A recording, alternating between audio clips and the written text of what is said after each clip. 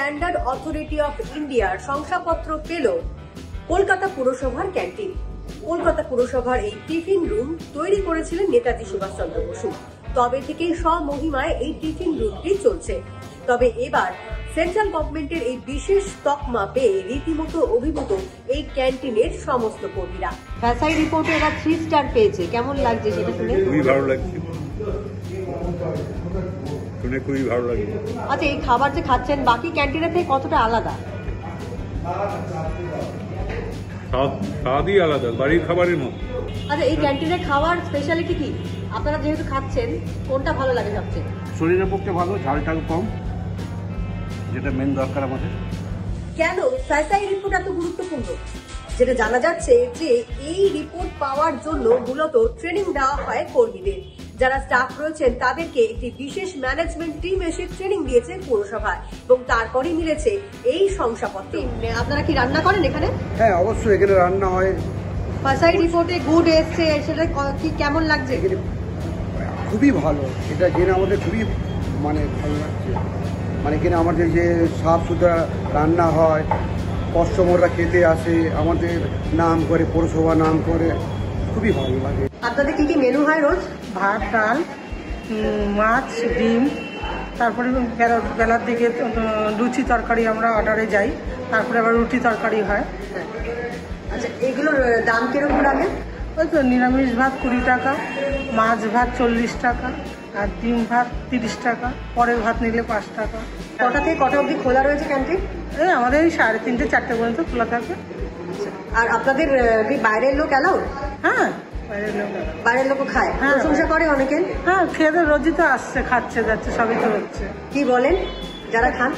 বলছি ভালোই হয়েছে, নিরামিষ ভাত 20 টাকায় আর কি হবে। শুধুমাত্র রন্ধন পদ্ধতিই নয়, পরিষ্কার পরিচ্ছন্নতা বজায় রেখে স্টাফেরা কিভাবে রান্না করছেন, এমনকি বাজার থেকে যে শাকসবজি কিংবা মশলাপাতি নিয়ে আসা হয় সেগুলোর গুণগত মানও খুঁটিয়ে দেখা হয় এই শংসাপত্র দেওয়ার আগে। সমস্ত কিছুতে পাশ করলে তবেই কিন্তু মেলে এই শংসাপত্র। তাই এই শংসাপত্রের গুরুত্ব যে অপরিসীম, এমনটা এক কথায় স্বীকার করছেন পুরসভার সমস্ত আধিকারিকরাই। বেসিক কনসেপ্টটা হচ্ছে, প্রথমে একটা জায়গা চিহ্নিত করা হয়, সেই জায়গাটার মধ্যে কটা খাবারের দোকান আছে সেটা বার করা হয়। বার করার পর ফুড সেফটি অফিসাররা এবং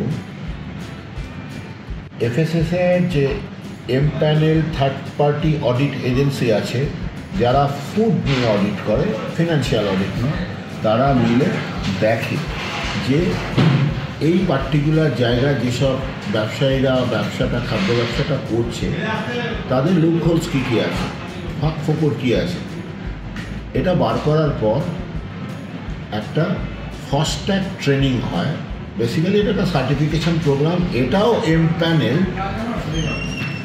ট্রেনিং পার্টনার্স রয়েছে, তারা ট্রেনিংটা ইম্পার্ট করে যে আপনাদের এই করা দরকার। এটা করার পর গ্যাপগুলো বেরিয়ে আসে। সেই গ্যাপগুলো পূরণ করার জন্য খাদ্য ব্যবসায়ীদের, যাদের আমরা চলতি কথা জার্গনটা হচ্ছে এফবিও, ফুড বিজনেস অপারেটরদের আমরা সময় দিই। দেওয়ার পর আবার একটা ফাইনাল অডিট হয়। কে করে ফাইনাল অডিট? প্রাইমারি অডিট যিনি করেছিলেন সেই থার্ড পার্টি অডিট এজেন্সি। তাহলে প্রথমে একটা primary assessment by food safety officers as well as third party audit group, identification of the gaps or loopholes, proper training, filling up the gaps, then final audit. তাইটা যদি satisfactory থাকে তাহলে state food safety দপ্তরের commissioner of food সেফটির মাধ্যমে দিল্লিতে এফএসএসের দপ্তরে এটা চলে যায়। সেখান থেকে সার্টিফিকেশান হয়ে আসে যে হ্যাঁ, এই ক্যাম্পাসটা ইট রাইট ক্যাম্পাস ঘোষিত হলো।